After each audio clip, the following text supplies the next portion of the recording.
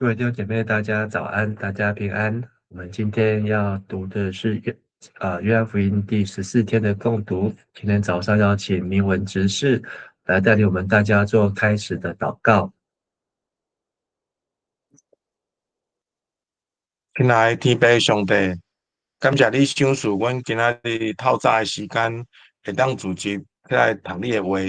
求你的圣神亲来引带阮，开阮的心，开阮的耳，互阮会当明白你的真理。今仔日阮要读的是约翰福音第5章31到47节，求主你透过你的话会当提醒阮，会当做真理的，为真理来做见证，互阮的生命会当荣耀你的名。愿你赐福今仔日阮遮个中读的时间，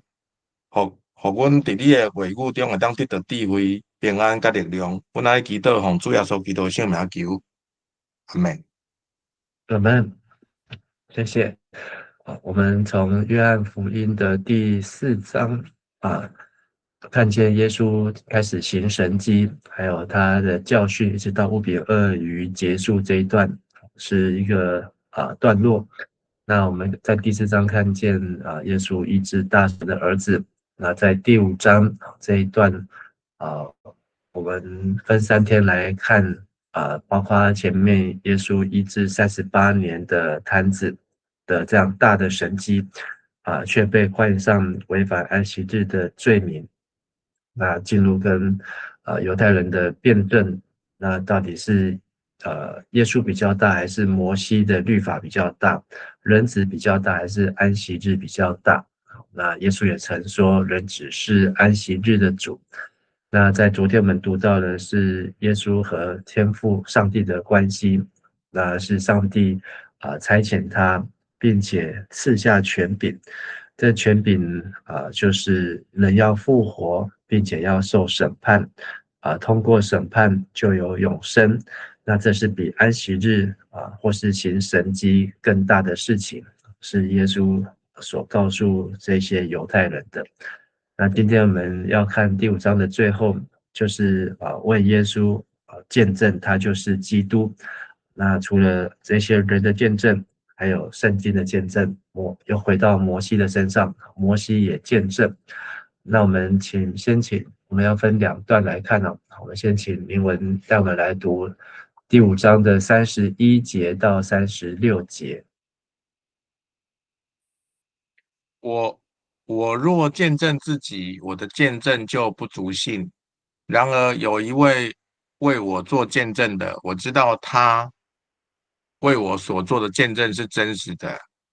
你们曾派人去见约翰，听见他见证真理。其实我并不需要人的见证，我说这话是为了使你们得救。约翰好比一盏点亮照明的灯，你们愿意暂时享受他的亮光，但是我可以提出比约翰更有力的见证，那便是我的工作，是我父亲交给我去完成的。这些工作可以证明是父亲差遣了我。谢谢。在耶稣说他的见证是从有一位为他做见证。那这一位呢，有的学者认为为耶稣做见证的这一位呢是上帝。那在认为说他是指，因为原文说这是跟我一样的另外一位，就是和他是同质性质的另外一位，那就是指上帝。但也有学者认为呢，这一位为他做见证，就是后面他所接的那一个人，是施洗约翰，是施洗约翰为他做见证。所以我们从约翰福音来看，施洗约翰呢，在这里呢，约翰福音当中的角色还有他的分量非常的重要。好，那一直是耶稣在传道前，能够让人来接纳他、明白他，或是想要看见他，一个非常重要的开路先锋。那所以耶稣回应，不管是上帝给他见证，或是施洗约翰给他的见证呢，这个见证都是真的。那耶稣自己来证明，所以耶稣是以人子，是以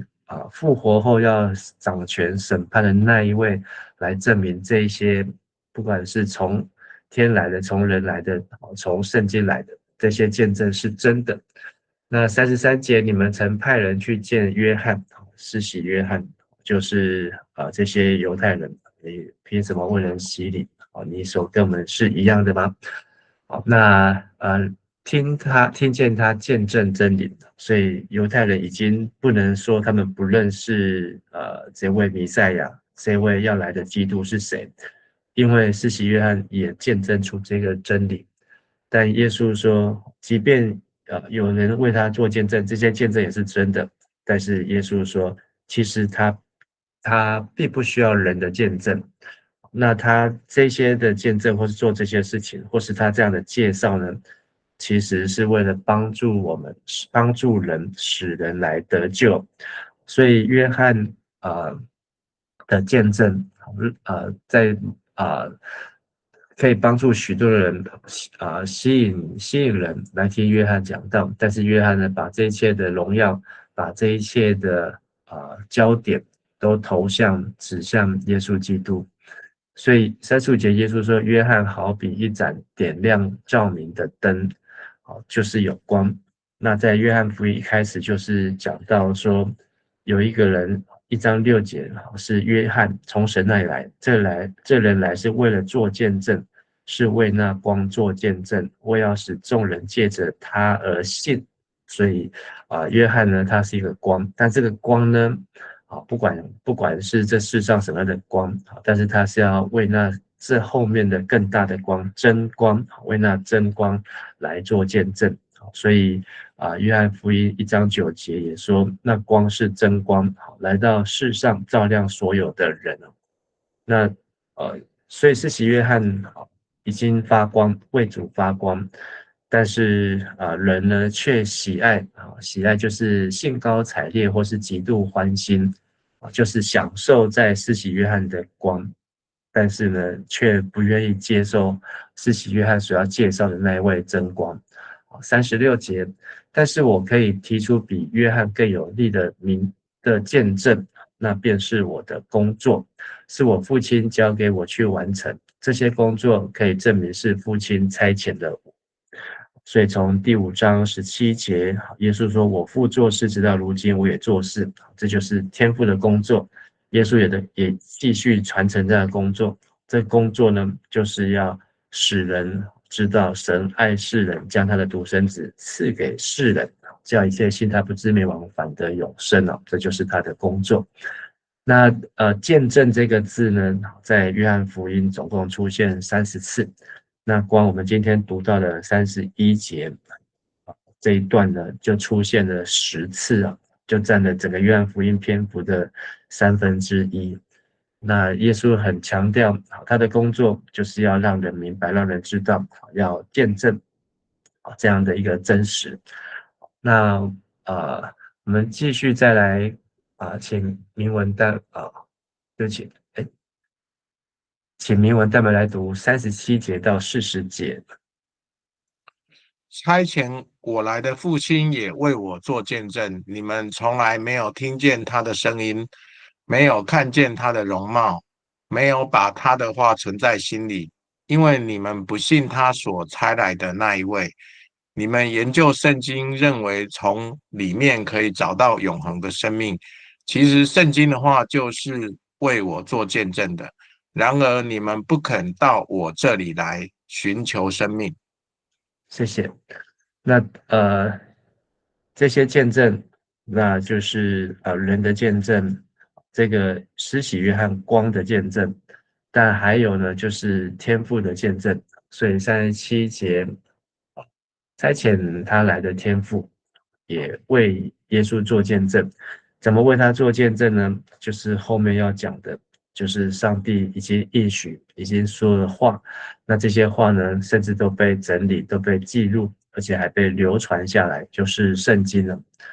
那他们为什么相信上帝？又没有听见过上帝？你们就是指现在这些犹太人，没有像过去在旷野当中听见有上帝声音，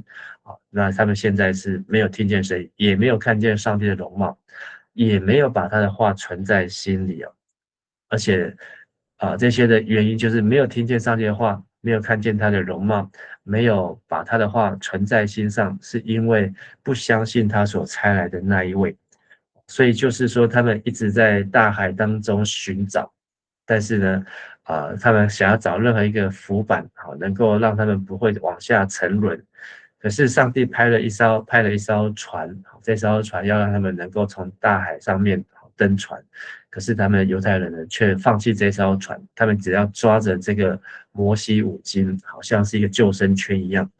那所以他们一直不愿意接受，不愿意登船，就是不愿意相信，不愿意依靠耶稣。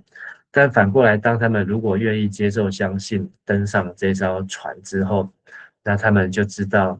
这是原来是上帝所派来的船。那也可以听见他的声音，看见他的容貌，还能够把他的话存放在心上，存放在心上。所以，我们读起来就像是在读《生命记》一样，好，就是告诉以色列人，你要听，你要尽心、尽性、尽力爱你的神。好，那这是因为，好，当人爱神，好，就是要听他的话。那现在神呢，把他的爱向世人显露，可是呢，在这个地方呢，人却没有明白耶稣，就拒绝耶稣，反而更听不见他的话，也看不见他的面，然后呢，也没有把他的话存放在心上。39节说：你们研究圣经，认为从里面可以找到永恒的生命，参考圣经，以为其中有永生。那其实这句话是对的，就是法利赛人、犹太人，他们相信永生，甚至还从圣经当中看出人有复活。那但是撒都该人呢，拒绝复活，他们只读摩西五经，所以看不出人会有复活。其实圣经的话就是为耶稣做见证，所以耶稣在这里要讲的有一个最直白的见证，就算没有神迹，没有奇事，没有这些摩西出来带领百姓出埃及，经过旷野，但是只要有圣经在世上的一天，这圣经呢都是在为神爱世人，将他的独生子赐给我们，做这样子的见证。所以这个圣经，从摩西那时候写下来，一直到耶稣的时代，甚至这个圣经到了耶稣的时代，还有新约4卷福音书。那到了约翰写约翰福音这个时代，这个约翰福音跟马太、马可、路加用截然不同的方式。那虽然年代上面差了20-30年，但约翰他的见证呢，就是把他有负担、有感动，就是要把耶稣的见证要写出来。那我们也可以去思考说，以约翰那个时代，他有没有读过马太、马可、路加？或许有，但也或许没有，或许他也没有全部读过。但是他能够把耶稣的见证用约翰福音这样子的篇幅，这样子的记载，而且是在将近2000年前的那个年代，他这样子的来完成，其实是相当的不容易。这对我们今天人来讲，也是一个不容易的事情。但是就是有天父的见证，施洗约翰的见证，有圣经的见证，就是摩西经文上面的见证。然而40节，你们不肯到耶稣这里来寻求生命，但他们还是拒绝耶稣哦。那所以这是犹太人这些他们放弃上帝救恩的选择。最后再请明文大们来读41节到47节。我不指望人给的荣耀，但是我已看透你们，你们并没有爱上帝的心。我奉我父亲的名而来，你们不接纳我。可是若有人奉自己的名来，你们反而会接纳他。你们喜欢彼此恭维，却不追求从独一无二的上帝那里来的称赞，这样你们怎么能信呢？别以为我要在我父亲面前控告你们，要控告你们的，就是你们一向所期望的摩西。要是你们真的信摩西，你们也会信我，因为他曾在他的书上记载着我的事。你们既然不信他所写的，又怎么能信我的话呢？谢谢。那这一些话呢，背景是在第四大池。那耶稣在安息日医好一个瘸腿38年的人。好，那这个人被医好之后呢，反而抖出耶稣，然后让耶稣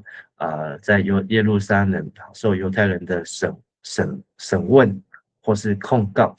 那但是这个故事的结尾呢，到这里结束，那没有看到后续的回应。但是耶稣在这里呢，也反问，甚至是反控告这些来控告他的人。41节，耶稣说：“我不指望人给的荣耀，就是不管是施洗约翰的见证，圣经上面的见证，那这些从人而来好的见证，包括撒玛利亚妇人啊、拿但业啊，很多人都为耶稣做见证，他是弥赛亚。但这不是耶稣所指望、他所期待的因为人呢，这些人就是说42节耶稣说，但是我已看透你们，你们并没有爱上帝的心呢。这些荣耀并不是真正的归给神。当人若没有爱上帝呢，那就是爱什么呢？就是爱世界。这是约翰一书2章15节所说的。人若爱世界，就没有爱父的心，就不在他里面了。然后呢，就会世上的东西，就是肉体的情欲、眼目的情欲、今生的骄傲，这些都不是从父来，是从世界来。但这世上的情欲都要消逝，唯独那遵行神旨意的人永远长存。那所以耶稣说，这些人没有爱上帝的心，因为他们一直爱着这个世界，一直活在肉体的情欲、眼目的情欲和今生的骄傲当中。耶稣43节，耶稣说：“我奉我父亲的名而来，你们不接纳我；可是若有人奉自己的名来，你们反而会接纳他。”好，那在历代当中，这很多的先知，甚至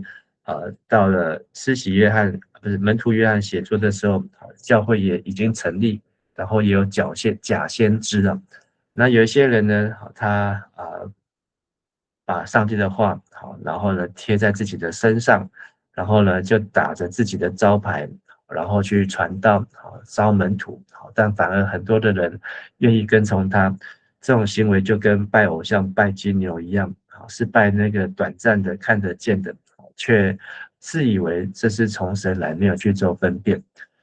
事实是你们喜欢彼此恭维，却不追求从独一无二的上帝那里来的称赞，这样你们怎么能信呢？所以耶稣也点出人的问题。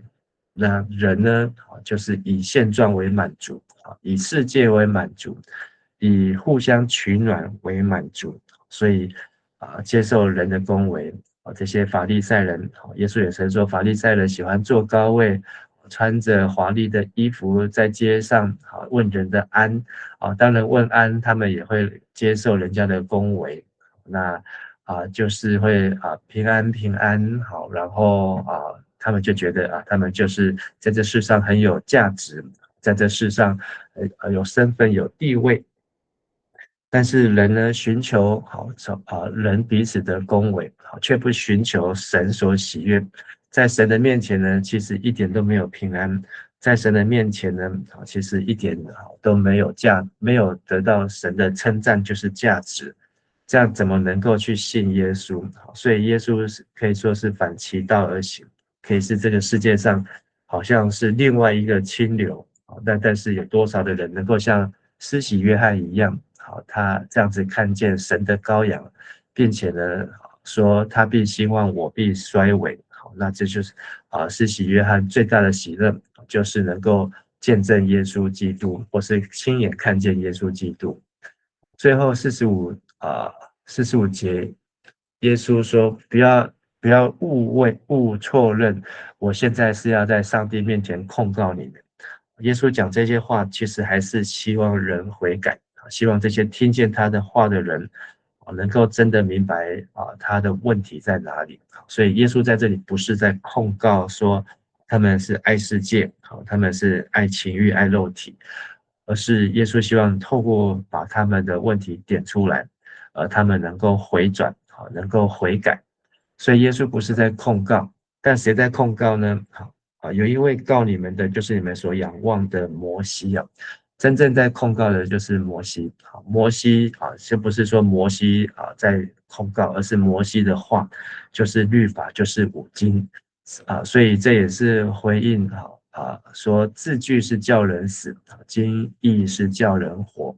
这些律法的事情呢，只能够帮助我们达到60分，因为你没有守律法，你就是59分。但是在律法以上的事情呢，就是我们要从60分一直到100分，这个就是要透过要听，要尽心尽力尽意要尽心尽性尽力来爱神这件事情，我们才能够完全。所以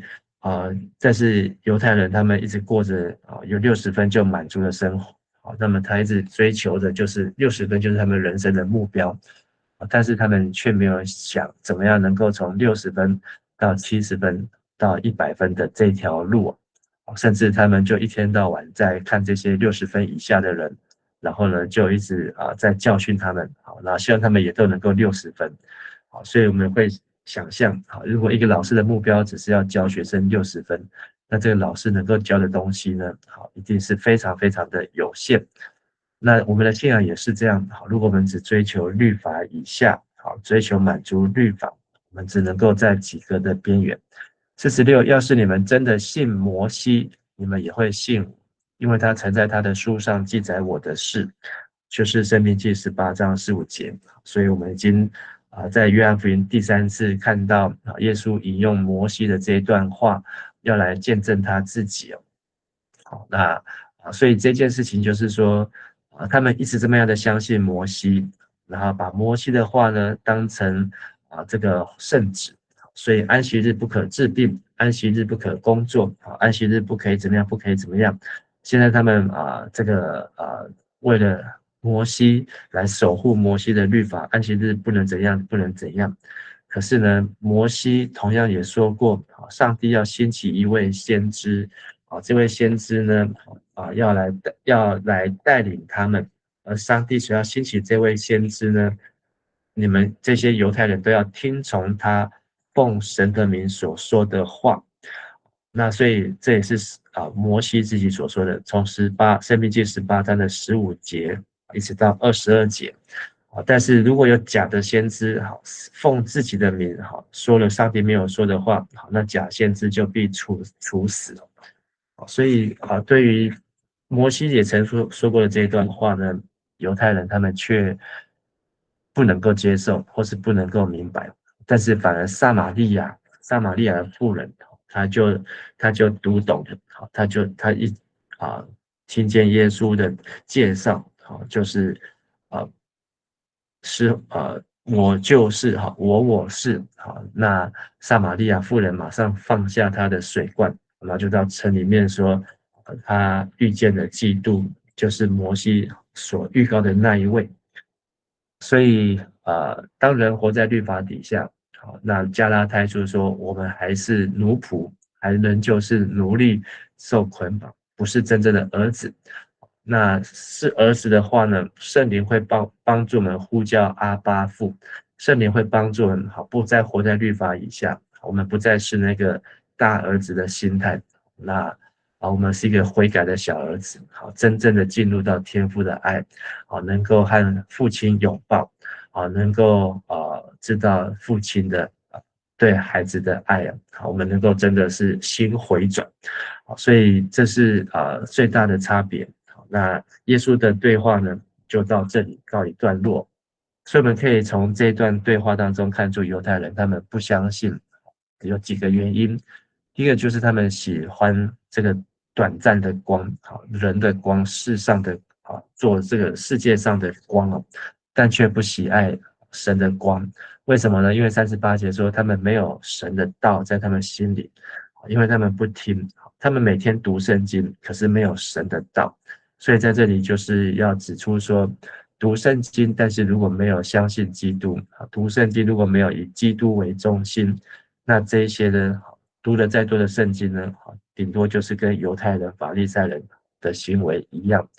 只有基督才能够带领人进入真理，明白真理，只有带领人能够听见神的话，能够看见神的面，能够看见神的真光。还有就是犹太人他们心中没有对神的爱，那他们尽心尽性尽力的爱神，可是呢那个爱呢是60分的，或者是那个爱呢是不完全的，那样子的爱呢是在神来看是可笑的。那他们爱的是什么呢？他们爱的是互相接受荣耀，互相恭维，互相取暖，只求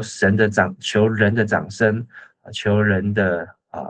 肯定，求人的称赞，却不求神的称赞、神的肯定啊。那还有就是他们的问题，就是把摩西的话呢选择性的读。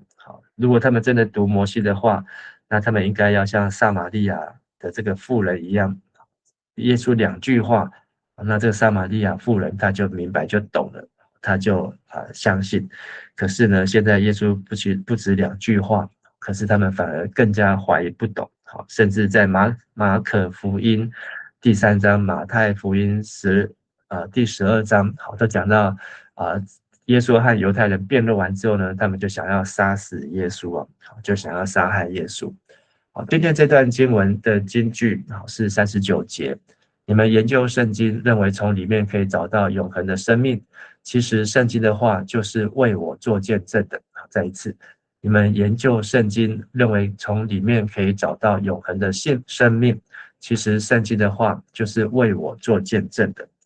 所以我们要让我思想，基督并不是远在天边的救世主，像申命记也说，这话不用到天涯、到海角、到地里，而这话就在我们眼前，其实就在我们心里。这话呢，就是圣经。那每一个人都可以有很多本的圣经，我们不用去到很多的国家才能够找到神。而这圣经呢，所要见证的就是耶稣是基督，是神的独生子。那在约翰福音也启示，在后面我们也会看到耶稣自己的启示在第9章的地方，耶稣说：“我与父原为一，在还没有世界以前就有了我。”那在第8章的时候，所以耶稣也启示他自己，但是人却不接受他。可是这本圣经从摩西的律法开始，一直流传到现在，他的话呢没有更改，他的字呢也没有删去，那这见证呢，这个伟大的见证是经得起考验。那在今日世，人若爱世界，爱父的心就不在他里面。今天我们所读的圣经，不管是今天、昨天、每一天，这些圣经是不是让我们的心更爱天父？我相信这是读经的重点。我们有一个爱神的心来读圣经的时候，我们就不会觉得负担，也不会觉得孤单，也不会觉得很吃力，而是因为我们有一个渴望，想要来亲近神的心。那这也是圣灵的工作在动工。那今日必我们要感谢神，每天带我们查考圣经，也要求圣灵使我们越读圣经越能够清楚的看见耶稣基督，也越能够读圣经越爱我们的阿爸天父上帝，不再是奴仆，而是儿子的心。我们一起来祷告。亲爱的父神，我们向你献上感谢，透过耶稣在对法利赛人的答辩当中提醒我们思考，也提醒我们反省，我们到底所爱的是这世上的所爱的，还是从人来的，还是我们所爱的是属天的，是从神来的？帮助我们能够来清楚的分析，看见自己的真相。当耶稣指出我们问题的时候，或是圣灵为罪、为义、为审判在提醒我们的时候，让我们不是害怕躲藏或拒绝，而是我们真的能够悔改，如同小儿子浪子一样醒悟过来，能够用正确的方式来回应上帝给我们的爱，也让我们能够不再做奴仆，不再只有守律法，不再追求一个60分的基督徒，而是我们真的要不断的完全，如同天父一样的完全，让我们能够如同在登山宝训当中，耶稣所给我们的教导，我们能够成为一个真正有福的人上帝的儿女，能够享受与神亲密紧密的关系，不被世界、不被世人所改变、所影响。也求你祝福我们今天在的生活，特别也有妇女团契在桃园教会的公祷日，也求主来看顾，也保守今天教会有小会的会议和问道礼，及晚上的青年礼拜和明天的主日礼拜也都有圣礼点，也求主让我们能够预备心来参加圣礼点，能够与神更亲密、更亲近，也求主赐福我们在家庭当中，在生活当中都有美好的见证，从圣经当中有美好的领受。我们向你献上感谢，这样祷告祈求都是奉靠主耶稣基督的名求，阿们。谢谢明文，谢谢大家，大家平安。谢谢牧师，谢谢牧师，谢谢牧师，谢谢牧师，谢谢牧师，大家平安。平安。